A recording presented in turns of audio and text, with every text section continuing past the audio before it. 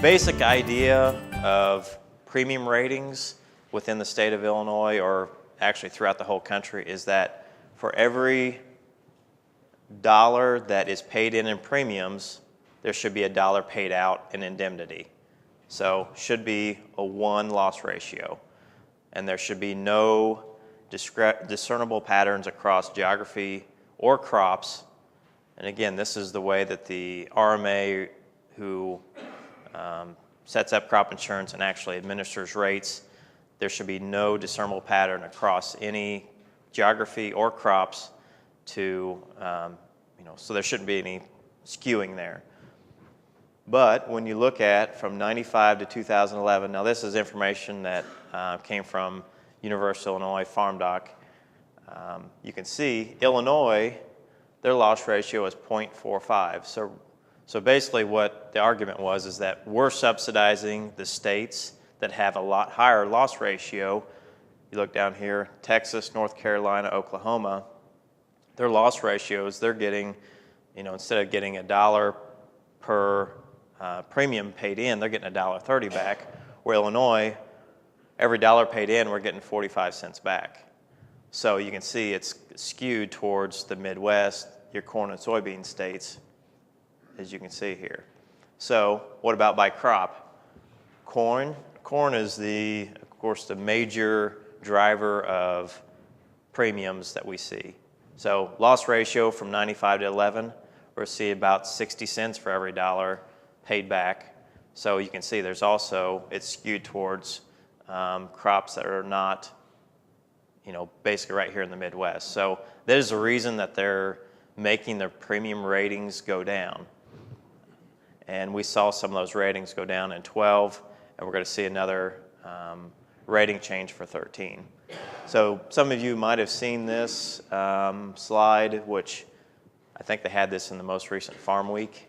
They had rate change for 13 for corn, and Champaign County, roughly they're showing about a 20% rate decrease. And you can see actually down south, some of their rates were too cheap, so they're making theirs go higher. Soybeans, I think they're basically all counties in the state are going down. Now, what's that mean for you as a producer? Just as a pure rate basis, now again, this is Champaign County, corn and beans. If you're looking at an 80 or 85% policy, you're going to see somewhere in this range of, quote, as a decrease. Now, if everything was the same, corn to beans, and 12 to 13, you're going to see this. But the big driver we see in premiums isn't just purely the rate. We're going to see a lot of that rating based on what the price is, what the volatility is. There's a lot of other things that go into that.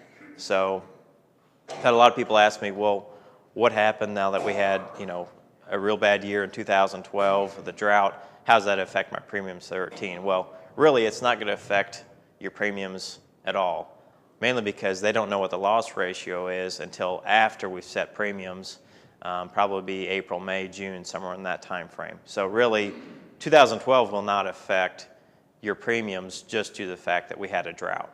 Another thing they're talking about doing is they're correlating how the weather pattern that happened in that year affected the crops. So with a 80 or 90 year drought that we had last year, that they're going to say that correlated like they thought it should. So it shouldn't affect your premiums or the premium rating on that year as much. So they're going to pull 30 years of data. 1 year losses will have little impact on rates. The 2012 loss ratio, again, they won't know that until probably mid-2013. Your base price, so that February price, as well as the volatility factor, do tend to have a higher weighting on what the rates are. And again, depends on the coverage level that you're looking at, as well as subsidy levels and things like that. Subsidy changes, we won't see any subsidy changes for 2013. We thought earlier on that we potentially might see something with the changes in the Farm Bill, but really right now everything's going to stay the same as what there was in 2012. Again, it depends on what type of policy you're going to take. So if you elected enterprise units, optional, basic, those sorts of things could make a bigger impact on your premiums versus the actual rates. And again, acres, whether you elect a trend adjustment, what your yield history is, those sorts of things. Again, this came from University of Illinois. If you look here at the top, this is 2012 versus 2013. This was from back in early December. Their projected price, again, they're just estimate. They're saying if we were at 635 for 13 for corn, and the volatility is 0.25, which is roughly a 12% increase on price, 13 or 14 on the volatility, that this is what you potentially can expect for premiums as far as rate changes for 2013. So really, you're going to see a much bigger increase in premiums, mainly due to the price and the volatility. Again, those make a bigger factor than the actual rate itself from one year to the next. So what are we looking at for 2013? Again, I'm saying, okay, if we have a $6 estimate, if we use 0.25 volatility, and we're going to say 190 bushel trend adjusted yield history, including the yield adjustment on, say, 500 acres of corn. And I'm also going to show you some GRIP rates. Again, this is 90% policy, and expected county yield for Champaign County for 13 is 177.4. So you can see for a revenue protection versus yield protection, there's a big difference. Again, the revenue protection, just to remind you, it does give you the higher of the spring price or the fall price on your guarantee. But as far as your premiums, you'll know that once that projected price is set at the end of February. Here's the premiums. An 85% enterprise is $27, 80% $12.71, and $6.19 for 75%. Now, if you're doing each farm individually, these are the optional units: $45 for an 85, $27, almost $28 for an 80%, and optional units are $17. What that means is that for $27 on this is $969 of revenue guarantee. So all you do is you take the coverage level, so 85% times 190 is 161.5 bushels an acre times $6. So for $27 an acre, you can cover $969 an acre. So I feel like that's a really good value. You want to call it a cheap put, but it's a real good value for what you're getting in coverage. And 80% is $912 for $12.71. So again, we don't know those prices. They don't start setting those prices till February 1, and it's an average for every closing day through the month of February. GRIP over here. GRIP, we always recommend, if you're going to look at GRIP, you want to look at the 90% level, and you can buy down the price portion of it. But you can see 9100 is $82, and again, this is based off of the county information, not your own individual information. So that's why I talked about the expected county yield for Champaign County. Now, the reason that GRIP is more expensive has to do with a 1.5 factor built into it, that essentially just to give you a rough idea, for every dollar that you're under that revenue guarantee for GRIP, it's going to pay $1.50. That's why you see GRIP being much more expensive compared to a revenue type policy. The next thing I want to talk about is changes to the initial plant dates.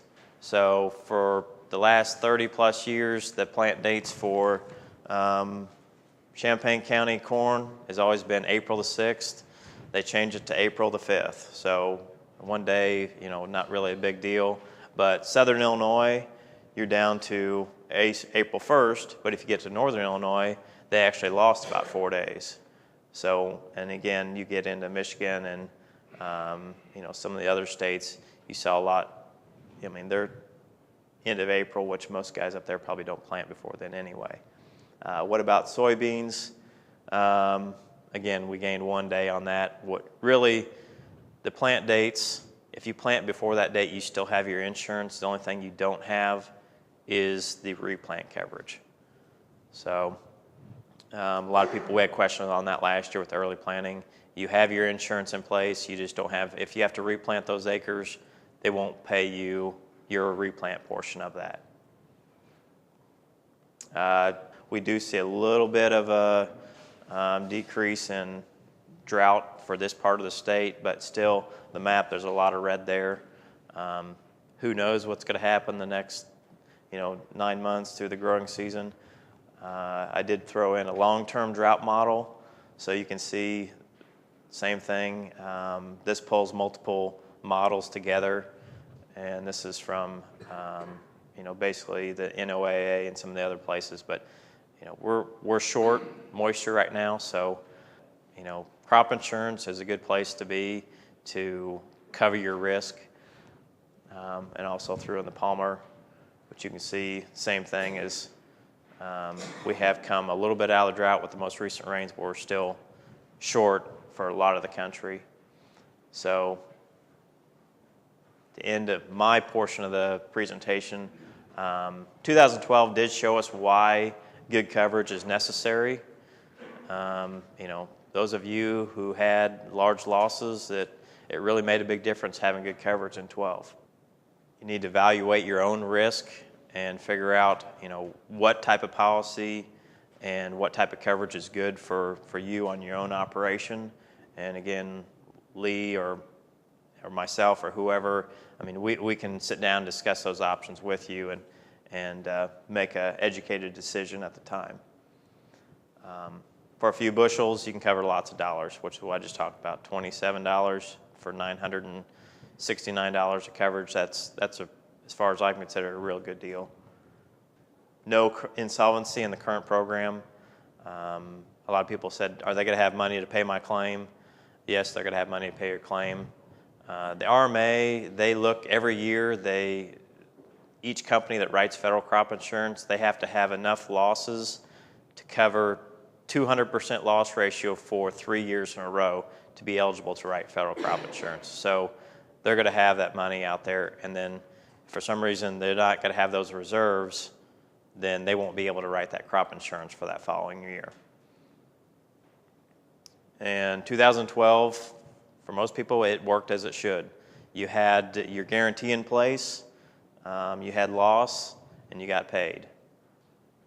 So now you may have heard a little bit of information about the upcoming Farm Bill. Again, we really don't know anything about the Farm Bill because they'll change it again, as we know they have for the last few months. They've gone back and forth on what they want to do.